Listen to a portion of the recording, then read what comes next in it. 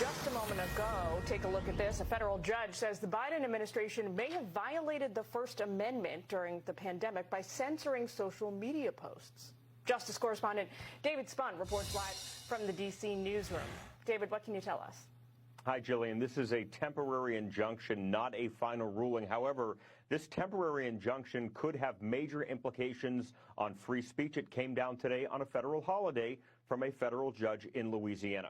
Judge Terry Doughty blocked officials and agencies in the Biden administration from communicating with social media companies, think Facebook, Google, Twitter, about the topic of protected speech. Judge Doughty is based on a prior lawsuit brought by Republican attorneys general in Louisiana and Missouri. He ruled on that. Among other complaints, the attorneys general say the Biden administration overreached its authority during the height of the COVID pandemic when they tried to convince social media companies to address, in some case, take down posts on platforms that could contribute to vaccine hesitancy.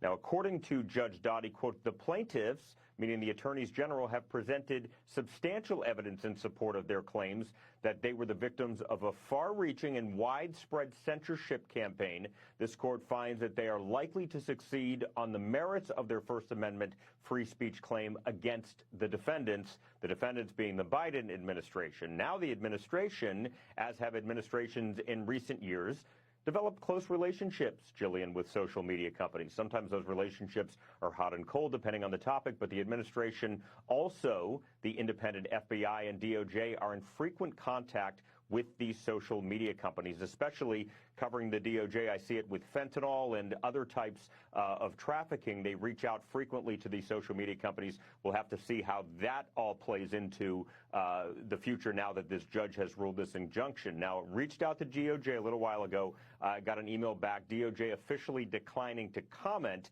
And again, this is not a final ruling, but it's clear the judge is leaning in a specific way. Moments ago, Meta, the parent company of Facebook and Instagram, announcing a commitment to free speech online and a shift away from censoring all of us. And that's why it's been so difficult over the past 4 years when even the U.S. government has pushed for censorship. By going after us and other American companies, it has emboldened other governments to go even further. But now we have the opportunity to restore free expression, and I am excited to take it. People from the Biden administration would call up our team and scream at them and curse, and it's like these documents it's all kind of out there. Oh, did you record any of those phone calls? I don't think we were, but I think I want to listen. I mean, there are emails. the emails are published. It's all kind of out there, and they're like. And basically, it just got to this point where we were like, "No, we're not gonna take down things that are true. That's ridiculous." They wanted us to take down this meme of Leonardo DiCaprio looking at a TV, talking about how 10 years from now or something, you're gonna see an ad that says, "Okay, if you took a COVID vaccine, you're eligible for, for this kind of payment," this sort of class action lawsuit type meme. And they're like, "No, you have to take that down." And we just said, no, we're not going to take down humor and satire. We're not going to take down things that are true.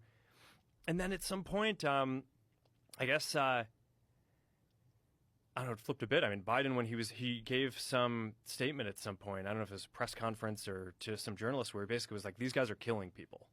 And I don't know, then all these different agencies and branches of government basically just started investigating, coming after our company. It was brutal. It was brutal. Wow.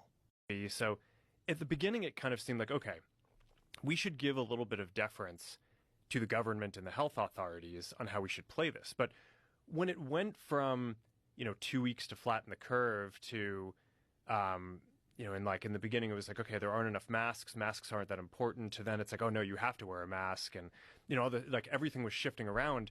It just became very difficult to kind of follow. And this really hit the most extreme, I'd say, during the Biden administration, when they were trying to roll out the vaccine program. And I'm generally pretty pro rolling out vaccines. I think on balance, the vaccines are more positive than negative.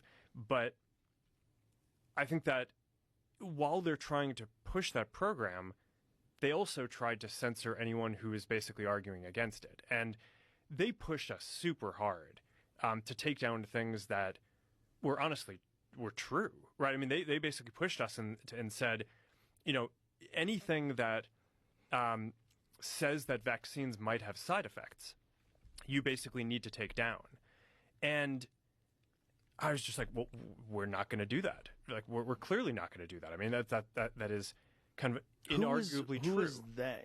Who's telling you to take down things that it was that talk about vaccine side effects? It was people in the Biden administration. Be banned from one platform and not others for providing misinformation out there. There's no guarantee to free speech on misinformation or hate speech, and especially around our democracy. There are Americans who are engaged in this kind of propaganda, and whether they should be civilly or even in some cases criminally charged is something that would be a better deterrent. If people go to only one source and the source they go to is sick and, has an agenda and they're putting out disinformation, our First Amendment stands as a major block. It's really hard to govern today. This is a matter of corporate responsibility. Twitter should be held accountable and shut down that site. It is a matter of safety and corporate accountability. The First Amendment is not absolute. It does not protect any single thing anyone says. And there are limits, and that's important. And what this committee has been trying to do for the last year and a half is to chill the federal government from monitoring what is going on social media. When you look at what Tucker Carlson and some of these other folks on Fox do, it is very, very clearly incitement of violence. Very clearly incitement of violence. I believe that when it comes to broadcast television, like Fox News, these are subject to federal law, federal regulation in terms of what's allowed on air and what isn't. So my biggest concern is that your view has the First Amendment hamstringing the government in significant ways. Murdoch, who has admitted they were lies and said he regretted it, has a special obligation to stop Tucker Carlson from going on tonight, now that he's seen how he has perverted and slimed the truth, and from letting him go on again and again and again. Not because their views deserve such opprobrium, but because our democracy depends on it. 2,000 years later. It is outrageous. It's a page right out of Xi's playbook. This is just despicable, disgusting, and against democratic values. Trump and his allies seem to want to shut down speech that they don't like to hear. That is not what democracies do. That is what autocracies do. And it doesn't matter whether you agree with Kimmel or not. He has the right to free speech. And so it is just outrageous. It is indicative of autocracy, and I am just outraged by it. Again, this is what dictators do. This is what Xi would do. This is what Putin would do. We are not that country. Lost his privileges and it should be taken down. And the bottom line is that you can't say that you have one rule for Facebook and you have a different rule for Twitter. The same rule has to apply, which is that there has to be a responsibility that is placed on these social media sites to understand their power. They are directly speaking to millions and millions of people without any level of oversight or regulation, and that has to stop. Department of Justice of the United States back in the business of justice. We will double the Civil Rights Division and direct law enforcement to counter this extremism. We will hold social media platforms accountable for the hate infiltrating their platforms because they have a responsibility to help fight against this threat to our democracy. Look, let me tell you something. I'll take a bit of umbrage here. I'll speak on behalf of my colleagues. I think I can say we are all willing to work with anyone who's serious about doing the work of censoring the American people and advancing progress. Flaherty, what was your official title during your time at the Biden White House? Congresswoman, when I was at the White House, I was assistant to the president and director of digital strategy. And that is an appointed position, correct? It is, Congresswoman. Okay. Now, did you take an oath to the United States Constitution when you assumed this appointment? Yes, Congresswoman. Perfect. And you're familiar with the First Amendment? I am. Can you please outline the 5 tenets of the First Amendment for me? Congresswoman, I'm not going to be able to do it off the top of my head, but generally the First Amendment relates to freedom of speech, freedom of religion, freedom of assembly, and off the top of my head, I'm not able to recall all of the planks. Oof, well, that's disappointing and a little embarrassing, but not surprising considering what we're dealing with here today. Now, I certainly wouldn't expect that someone who cannot outline the basic tenets of the First Amendment to uphold the Constitution, of which you took an oath to defend, but here we are today. Now, you've said multiple times here that you cannot recall certain conversations, communications, correct? Congresswoman, I left the White House almost a year ago. These discussions happened more than 2 years ago. Certainly there are a number of discussions related to this that I'm not able to recall. Okay, so you agree that you have said multiple times here you cannot recall? Congresswoman, yes. Okay, just want to make sure. And I'm so glad that we have receipts, because we have come with receipts. In fact, all of your emails from that time. So we're going to help you recall some of these conversations.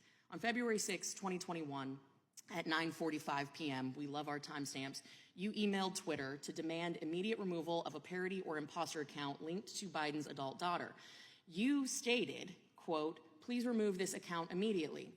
Then you went on to say, "I have tried using your form 3 times and it won't work. It is also ridiculous that I need to upload my ID to a form to prove that I am an authorized representative of Finnegan Biden." Now, 2 minutes later, at 9:47 p.m., Twitter responded right back to you. "Thanks for sending this over. We'll escalate for further review from here." Mr. Flaherty, do you recall this exchange? Congresswoman, I do recall that exchange. Okay, so you still stand by how you have handled this situation in making it clear that you needed action immediately from a social media company? Congresswoman, the White House Office of Digital Strategy absolutely has an equity in protecting the president's grandchild from online harassment and impersonation. Sure, I would expect nothing less, but I'm just saying there's a common theme here, right? So you then escalated a little bit more, and within that same minute, so literally 60 seconds, cannot stress the degree to which this needs to be resolved immediately.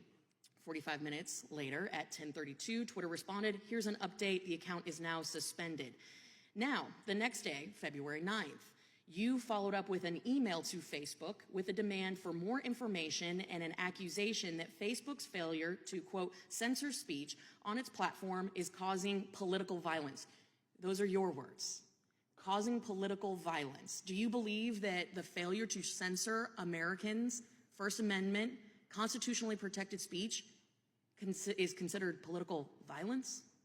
Congresswoman, I don't remember the specific email in question. I'm happy to take a look at it and observe the context, but I don't recall what you're referencing.